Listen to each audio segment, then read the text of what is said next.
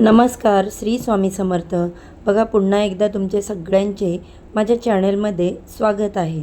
हिंदू धर्मामध्ये वैशाख पौर्णिमा ही अत्यंत शुभ मानली जाते, शुभ दिवस मानला जातो. बुद्धांचा जन्म वैशाख पौर्णिमेला झाला होता, त्यामुळे हा दिवस बुद्ध पौर्णिमा म्हणून देखील ओळखला जातो. या दिवशी भगवान विष्णूंसोबत देवी लक्ष्मीची देखील पूजा केली जाते. असे मानले जाते की या दिवशी अन्नधान्य आणि वस्त्रदान, अन्नदान केल्याने प्रचंड पुण्य आणि समृद्धी प्राप्त होते. हिंदू धर्मात वैशाख महिन्यातील पौर्णिमेला अत्यंत पवित्र मानले जाते. या दिवसात वैशाख पौर्णिमा किंवा बुद्ध पौर्णिमा असे नावही ओळखले गेले आहे. पौराणिक मान्यतेनुसार याच दिवशी गौतम बुद्ध यांचा जन्म झाला होता. तसेच याच दिवशी विष्णूंच्या कर्म अवताराची पूजा केली जाते. ही वैशाख महिन्याची पौर्णिमा 30 एप्रिल रोजी रात्री 9:13 सुरू होणार असून ती 1 मे रोजी रात्री 10:53 संपणार आहे. त्यामुळे उदय तिथीनुसार प्रभावी जी वैशाख पौर्णिमा जी आहे ती शुक्रवारी 1 मे 2026 रोजी आपल्याला साजरी करायची.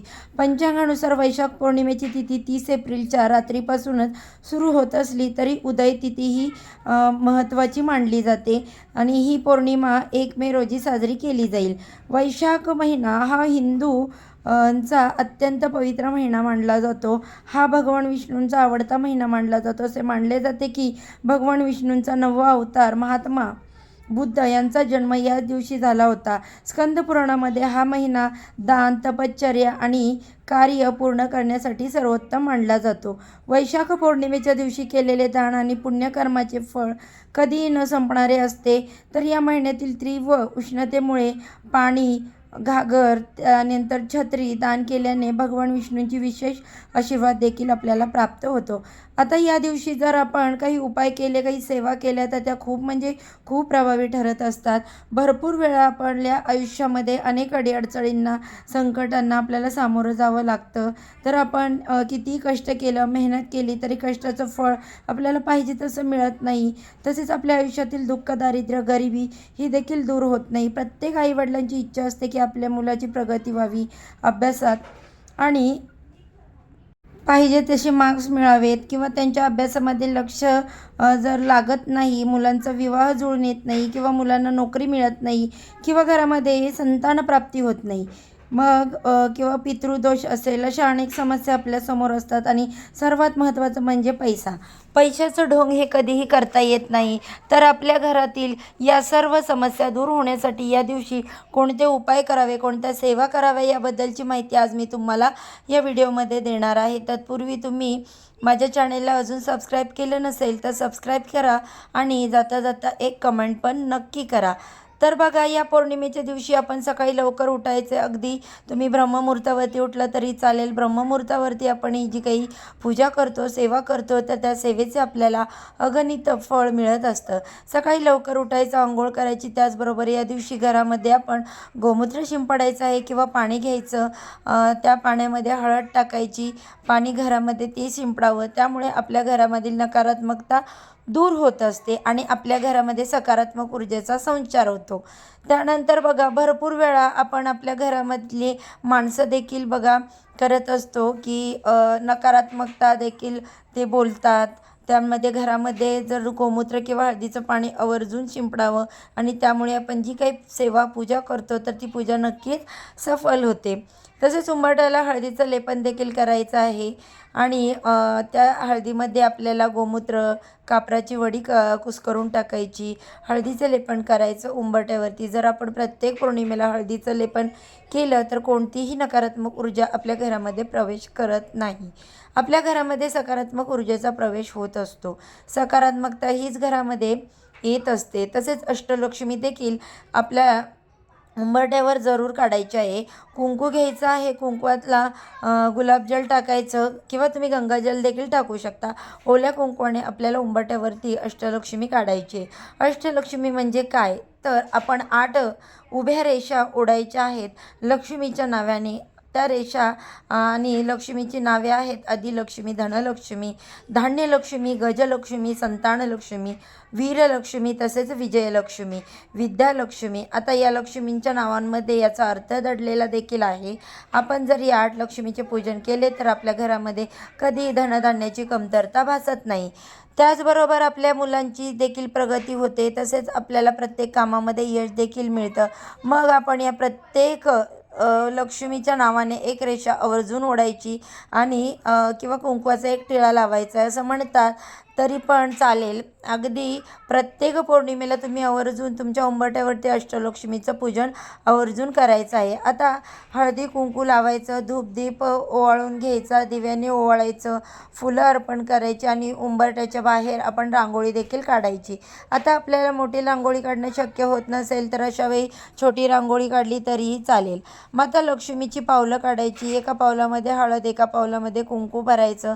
साक्षात माता लक्ष्मीचा वास आपल्या घरामध्ये होत असतो. त्याचबरोबर आपण आंब्याच्या पानांचं तोरण देखील मुख्य दरवाजावरती लावायचं आहे. 11 आंब्यांचं पानं घ्या. त्यानंतर 11 सफेद किंवा पिवळ्या रंगाची फुलं घ्यायची. 11 आंब्यांचं पान, 1 सफेद फूल, 1 पिवळ्या रंगाचं फूल, अशा प्रकारे 11 आंब्याची पानं आणि 11 सफेद फुलं याचं तोरण बनवायचं. प्रत्येक आंब्याच्या पानावरती तुम्हाला कुंकू आणि स्वस्तिक हे काढायचं आहे. स्वस्तिक हे शुभ व मांगल्याचं प्रतीक मानलं जातं, म्हणून तिथे स्वस्तिक काढलं जातं. तिथे नेहमी शुभ कामं होत असतात. तर असं आंब्याचं पानांचं तोरण देखील आपल्याला मुख्य दरवाजावरती लावायचं आहे. त्यामुळे आपल्या घरामध्ये नकारात्मक ऊर्जा येत नाही, फक्त सकारात्मक ऊर्जेचा संचार होतो. त्याचबरोबर आपण आपल्या मुख्य दरवाजावरती शुभ लाभ देखील लिहायचं आहे. जर मुख्य दरवाजावरती एखाद्या विशिष्ट तिथीला शुभ लाभ लिहिलं तर आपल्या घरामध्ये नेहमी शुभ काम होत आणि त्यामुळे प्रत्येक अमावस्येला मुख्य दरवाजावर कुंकवाने शुभ लाभ लिहायचं आहे. किंवा मग जागा असेल तर लिहा, नाहीतर किंवा मग हळदीने स्वस्तिक काढा. हळद ही भगवान विष्णू माता लक्ष्मीला अत्यंत प्रिय आहे आणि हळद आपल्या गुरुग्रह देखील बळकट करत असतो. त्याचसोबत या दिवशी घरामध्ये देखील स्वच्छता ठेवायची, कारण की जिथे स्वच्छता असते तिथेच माता लक्ष्मीचा वास असतो. तसेच अन्नपूर्णा मातेचे पूजन देखील या दिवशी करायचे. त्याचबरोबर गॅस शेगडीची पूजा करायची आवर्जून, त्यामुळे आपल्या घरामध्ये कधी अन्नधान्याची कमतरता भासत नाही. आता या दिवशी आपल्याला अंघोळीच्या पाण्यामध्ये काही वस्तू टाकायच्या की ज्यामुळे आपली जी काही नकारात्मकता आहे तर ती दूर होईल. त्याचबरोबर आपली शत्रुपीडा देखील त्रास देणार नाही. आपल्या घरामध्ये सुख, शांती, समृद्धी येईल. एखाद्या वेळेस असं होतं की आपण एखादं काम करायला घेतो, त्या कामामध्ये आपल्याला खूप मेहनत करावी लागते, तेव्हा ते काम कुठेतरी पार पडत असतं. तर तुम्ही देखील रखडलेली कामे जी पूर्ण व्हावी असं वाटत असेल तर या दिवशी अंघोळीच्या पाण्यामध्ये या वस्तू टाकायच्या आहेत. आता अंघोळ अगदी तुम्ही सकाळीच करायची आहे. अंघोळीच्या पाण्यामध्ये तुम्ही अगदी दोन्ही या दिवशी या वस्तू टाकल्या तरी चालेल. 30 तारखेला, 1 तारखेला तुम्ही अंघोळीच्या पाण्यामध्ये वस्तू टाकू शकता. तर सर्वात महत्त्वाचं म्हणजे आपण अंघोळीच्या पाण्यामध्ये गंगाजल टाकायचं. या दिवशी पवित्र तीर्थस्थानी स्नान करायला खूप महत्त्व आहे व आपल्याला अशा ठिकाणी जाणं शक्य होत नाही, म्हणून आपण घरी अंघोळीच्या पाण्यात 2 थेंब गंगाजल टाकायचं. आता गंगाजल नसेल तर अंघोळीच्या पाण्यामध्ये तुम्ही जे गुलाबजल आहे ते पण टाकू शकता आणि हर हर गंगे, हर हर गंगे म्हणत अंघोळ करायचे. त्यामुळे देखील आपल्याला गंगेवरती स्नान केल्याचं पुण्यफल प्राप्त होत असतं. आता गंगाजल टाकल्यानंतर आपण काय टाकायचं, दुसरी वस्तू ती म्हणजे हळद, कारण हळद ही गुरुग्रह बळकट करते. त्यासमोर बरोबर लक्ष्मीला देखील हळद आकर्षित करत असते. हळद टाकायचे, गंगाजल टाकायचे, थोडेसे काळे तीळ टाकायचे. काळे तीळ हे टाकल्यामुळे पितृदोषापासून आपल्याला मुक्ती मिळत असते. त्याचसोबत जर तुमच्याकडे पंचगव्य असेल तर पंचगव्य देखील अंघोळीच्या पाण्यामध्ये टाकायचं. पंचगव्य टाकल्याने देखील खूप सारे फायदे आहेत. त्याचबरोबर आपण तुळशीपत्र देखील अंघोळीच्या पाण्यात टाकावं आणि अगदी तुळशीची वाळलेली काडी टाकली तरी चालेल. आणि ही तुळस भगवान विष्णूंना अत्यंत प्रिय आहे. तुळशी पत्राशिवाय भगवान विष्णू नैवेद्य देखील अर्पण करत नाहीत, ग्रहण करत नाहीत. त्यामुळे तुळशीला अनन्यसाधारण महत्त्व आहे. आपण तुळशीपत्र अगदी तुळशीची वाळलेली काडीसुद्धा अंघोळीच्या पाण्यामध्ये टाकू शकतो. त्यानंतर वस्तू आहे ती म्हणजे मीठ. हे सर्वात महत्त्वाचं आहे. मीठ ही जेवणाची टेस्ट वाढवण्यासोबत आरोग्यालाही अनेक फायदे आहेत त्याचे, जे अनेकांना माहीत नसतात. त्यात आढळणारे मॅग्नेशियम, सोडियम, कॅल्शियम यांसारखे मिनरल रत्न जे शरीराला होणाऱ्या इन्फेक्शनपासून बचाव करतात. मिठाच्या पाण्यात असलेल्या तत्वांमुळे फंगल इन्फेक्शन वाढणं बंद होतं. तसेच रोज अंघोळीच्या पाण्यात मीठ टाकल्याने त्याने केसांमधील डॅन्ड्रफही कमी होतो. तसेच मिठाच्या पाण्याने अंघोळ केल्याने रक्तप्रवाह योग्य प्रकारे होतो. केसांमधील किटाणू नष्ट होण्यासाठी त्याने अँटी डॅन्ड्रफ दूर होतात. केसांना नवीन चमक येण्यास मदत होते. मिठाचे पाणी त्वचेच्या निर्जीव पेशींना देखील दूर करण्यासाठी मदत करतात. अगदी रोज या पाण्याने अंघोळ केल्यास त्वचा मुलायम आणि चमकदार दिसते. तसेच याने रंग उजळण्यासही मदत होतो. मिठाच्या पाण्यामध्ये भरपूर प्रमाणात मॅग्नेशियम, कॅल्शियम, सोडियम सारखे घटक आहेत. तर हे त्वचेच्या छिद्रांमध्ये जाऊन स्वच्छता करतात. याने स्किन इन्फेक्शनचाही धोका कमी होतो. मिठाच्या पाण्याने अंघोळ केल्याने थकवा आणि तणाव दूर होतो. याने डोक्याला शांतता मिळते आणि रात्री चांगली झोप लागते. त्याचबरोबर आपण जेव्हा कुठे पण लांब फिरायला जातो त्यानंतर घरी आल्यानंतर आवर्जून अंघोळीच्या पाण्यामध्ये मीठ टाकावं. त्यामुळे आपला थकवा देखील दूर होतो. सर्वात महत्त्वाचे म्हणजे अंघोळीच्या पाण्यामध्ये मीठ टाकल्यामुळे नकारात्मक ऊर्जा दूर होत असते. त्यामुळे आवर्जून अंघोळीच्या पाण्यामध्ये ही वस्तू टाकायची. आता हे वस्तू टाकल्यानंतर आपल्याला एक मंत्र जप करायचा, ते देखील करणं खूप गरजेचं आहे. त्यामुळे आपल्याला पवित्र तीर्थस्थानी स्नान केल्याचं पुण्यफळ प्राप्त होतं. तर तो मंत्र असा आहे की गंगा यमुनेच्या गोदावरी सरस्वती नर्मदे सिंधू कावेरी जलेस्मित समिधित करू.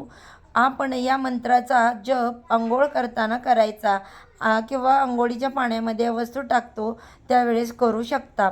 अगदी घरातील लहान बाळ असो किंवा मोठी व्यक्ती असो, आजारी व्यक्ती असो, प्रत्येकाच्या अंघोळीच्या पाण्यामध्ये आपण या वस्तू टाकायच्या आहेत. त्याचबरोबर हा मंत्र म्हणायचा आहे.